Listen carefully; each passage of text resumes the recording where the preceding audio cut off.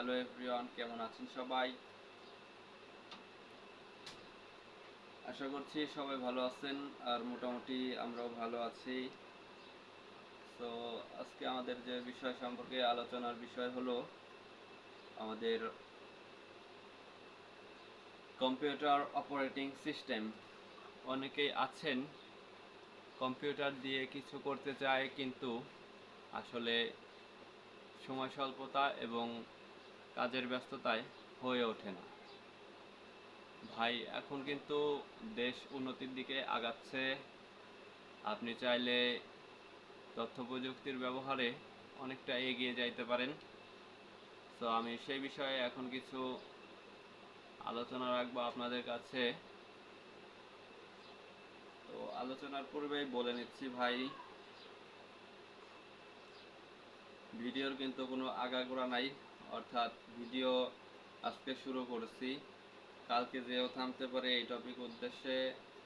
অবশ্যই আপনারা আমাদের সাথে থাকবেন, কেননা এই 3 মিনিটের অর্থাৎ ছোট্ট ছোট্ট একটি ভিডিওতে সম্পূর্ণ বড় একটি বিষয়কে বুঝিয়ে শেষ করা সম্ভব হয় না।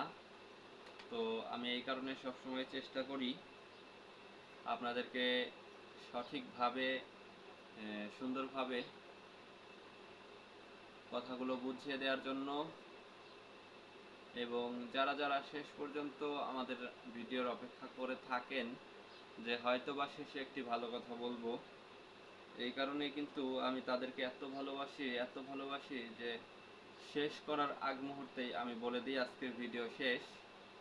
তো এখন আবার বললাম, এখন ভাইবেন না যে আজকের ভিডিও শেষ। যাই হোক, আমাদের যে কম্পিউটার অফিস অ্যাপ্লিকেশন বইটি রয়েছে, এই বইটি থেকে কম্পিউটার অপারেটিং সিস্টেমের যে একটা বিষয় আছে, এই বিষয় সম্পর্কে অনেকেই জানেন এবং অনেকেরই এই বিষয়টা অজানা আছে। অনেকেই হয়তো বা এখনও কম্পিউটার ধরতে হয় কিভাবে, অর্থাৎ টাইপিং করতে হয় কিভাবে, এটা হচ্ছে বেসিক টাইপিংটাই এখনও জানেন না। আর তো অন্য সব কাজের কথা বাদই রাখলাম, আমিও ততটা পারতাম না। হয়তো অল্প কিছুদিন আমি কিছু ক্লাস করেছি এবং আমাদের কম্পিউটার অফিস অ্যাপ্লিকেশন বইটি লার্নিং করেছি।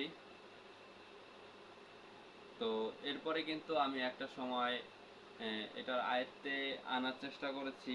তো আপনাকেও সর্বপ্রথম চেষ্টা করতে হবে এই সম্পর্কে। যেহেতু আপনার চিন্তা ভাবনা একটু ভিন্ন আমার থেকে, অর্থাৎ কম্পিউটার থেকে কিছু করতে চান, আমি কিন্তু চাইলেই কম্পিউটার থেকে কিছু করতে পারবো না। কারণ কি, আমার অ্যাবিলিটি অন্যরকম।